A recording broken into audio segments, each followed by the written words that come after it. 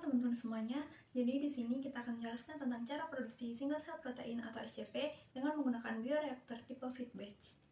Ada yang tahu nggak sih apa itu single cell protein atau SCP? Jadi SCP atau single cell protein merupakan suatu protein yang bisa didapatkan dari mikroorganisme yang dibiarkan secara besar, yang mana mikroorganisme tersebut dapat berasal dari bakteri, jamur, maupun mikroalga.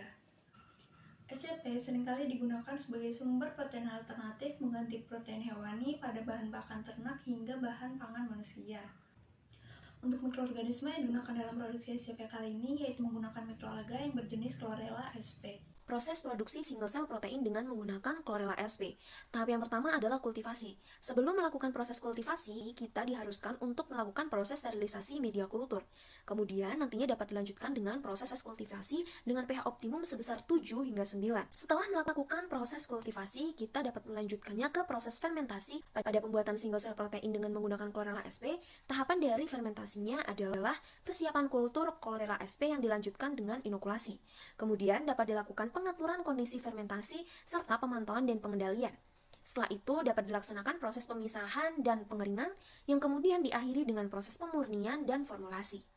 Hai, di sini aku mau jelasin apa sih alat ini. Jadi, alat ini adalah Airlift Bioreactor, yang dimana dia bisa menghasilkan berbagai produk loh. Salah satunya adalah single cell protein. Nah, alat ini bekerja dengan udara yang akan menghasilkan sehingga antar nutrisi dan substrat itu bisa berkontak. Selain itu bisa menghomogenisasi dan tentunya karena ada udara untuk proses aerobik ya. Jadi, mikroorganisme dan mikroalga yang di dalamnya tuh nggak rusak sehingga mereka bekerja secara maksimal dan bisa menghasilkan produk yang kita inginkan. Nah, sekarang tahu dong apa alat ini? Jadi proses selanjutnya ini merupakan filtrasi. Yang digunakan adalah mikrofiltrasi, di mana memiliki fungsi untuk memisahkan protein dari sel-sel Chlorella. Mikrofiltrasi ini merupakan metode yang relatif efisien, cepat, dan juga cocok untuk pemisahan sel Chlorella, namun dia memiliki biaya yang lebih tinggi. Mikrofiltrasi ini melibatkan membran mikrofiltrasi yang memiliki pori-pori berukuran mikron, yang biasanya dari rentang 0,1 hingga 10 mikron. Pada prosesnya, sel Chlorella yang lebih besar akan tertahan di dalam membran, sementara sel yang lebih kecil seperti protein akan melewati membran dan dikumpulkan di dalam filtrat.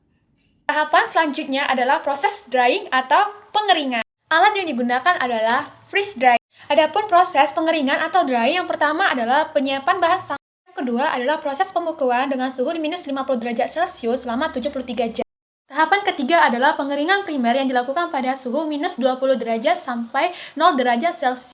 Pada tahapan yang keempat adalah sublimasi sekunder yang bertujuan untuk menghilangkan sisa kadar air pada produk single cell protein. Proses yang terakhir adalah proses pengemasan, di mana untuk mencegah kelembapan pada produk single cell protein. Sekian dari kelompok kami, terima kasih.